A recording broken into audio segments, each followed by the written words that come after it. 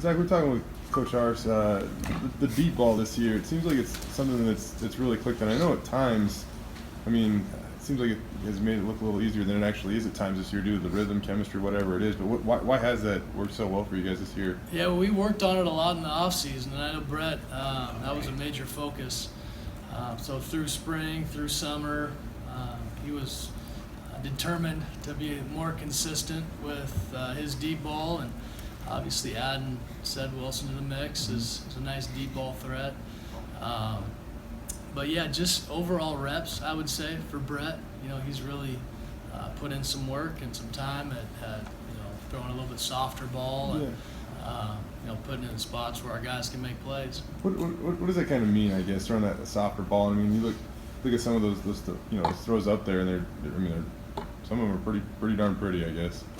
Yeah, no, I mean, again, it's just reps, and he's learned, sometimes, in the past, I'd noticed he'd try to throw a little flatter ball and, make that perfect throw, but he's understanding that, that easy one over the top, or even, sometimes with a bigger receiver, he can almost lay it up a little short and let him go up and get it. Just, I guess, understanding of the deep ball, a little bit more, and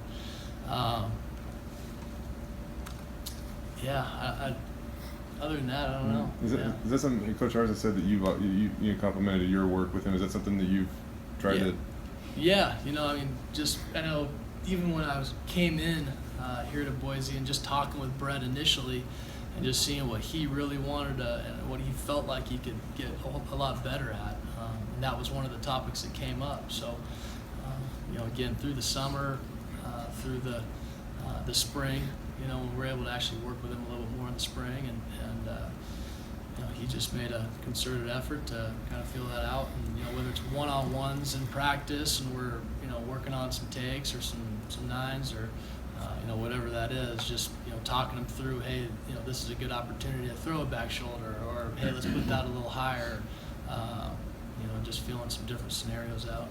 I would say I joked with Rid before about getting the tight ends involved, and I think it's always it seems like that's something people always want to see, but obviously when you got Cedric Wilson and Thomas and Jeremy, that can't always work out. But to get Jake Knight involved, and how much have you guys maybe tried to consciously maybe see if you can get those guys kind of back in the mix a bit?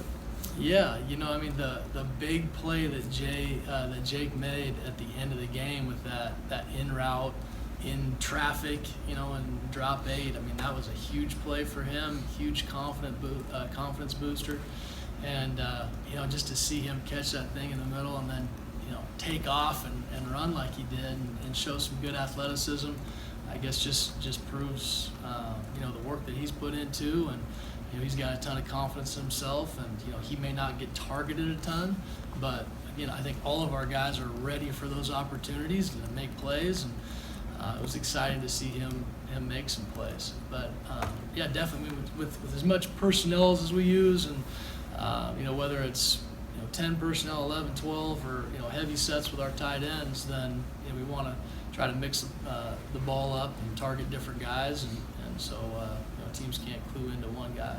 Coach Ars was kind of listing some areas in all three phases, for improvement. So you kind of challenging the team kind of here down the stretch. I mean, the turnovers on offense, obviously, it hasn't been a huge problem this year, but in the last game it was.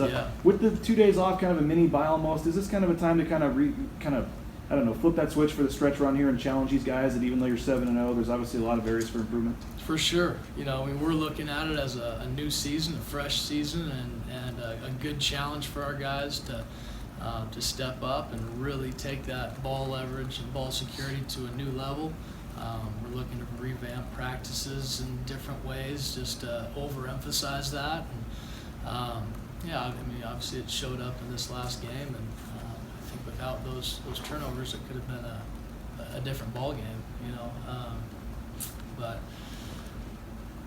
I think getting fresh for those few days is good for those guys as well, and getting in the training room, and so we're not as many bumps and bruises, and trying to get those guys healthy so they're playing as fast as they can and as confident as they can. Other than maybe New Mexico game and I guess maybe Louisiana, it doesn't seem like you've really put a full game together in all three phases for the full game. Is it weird, I guess, that you're 7-0 with that being the case, or is that encouraging that you still feel like there's a lot of areas for this team to get better? Well, what I would say is our guys find ways to win, and it may not always be pretty, as football is at times, but even through the adversity, those guys are staying together, they're staying positive. Where early on in the season we may have gotten a little tight in situations, we haven't felt that as much in those games. It was more of a, hey, let's go, let's get after it, good energy. The sidelines are moving and talking, so that's good improvement, through the season.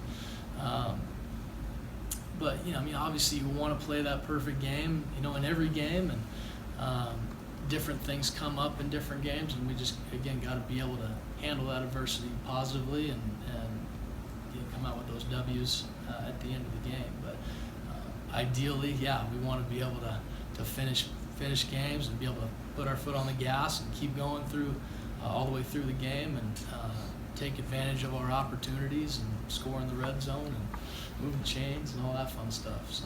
What concerns you most about Wyoming's defense?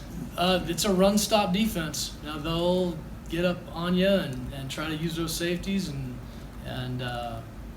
stop the run. So there's going to be some one-on-ones, and it may be a little tough sledding in the run game at times, but we got to be able to run the football and be physical. And it's against a very physical football team and against a good physical defense. So it's a big challenge. Obviously, they're undefeated in conference, and they've got some very good players on that defense, and they are playing very confidently. Jeremy's obviously a weapon when you guys hand the ball off to him, great runner, but he's proven to be a mismatch nightmare for guys when he's running routes. How good of a receiver is Jeremy as a running back? He seems to be well above average, but you've been around some good ones. How good is Jeremy out of the backfield catching the ball? He's so versatile, and he's a lot of fun to be able to get out and move out of the backfield and let him go for a deep ball, or if we can find a matchup, that we like, and whether it's deep or whether it's short, whatever it is, we're looking for those areas in the game plan to be able to utilize him where it's not just toting the rock from the backfield.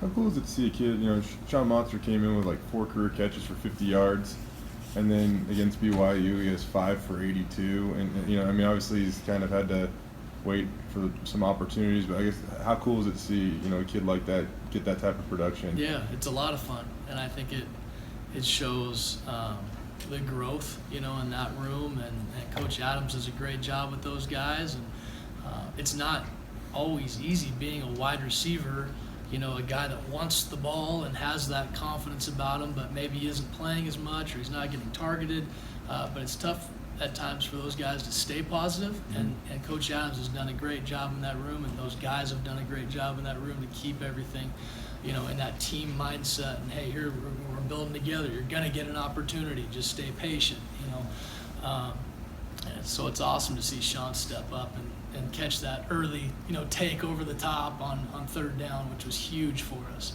and then some other ones through the game, but again, our guys have confidence. We've got good depth, and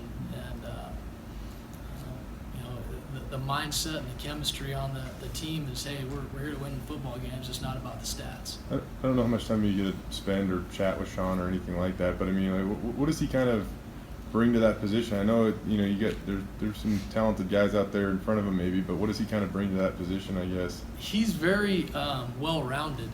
He's got some good speed. He's fairly quick. He's got good hands. He's can be physical at times. He's not scared to block. So he's just a very well-rounded guy that can play inside. He can play outside. So he's ready to step in at any position there in the wide receiver room. So the versatility is awesome. has he made an effort to learn all the positions so he can go whenever?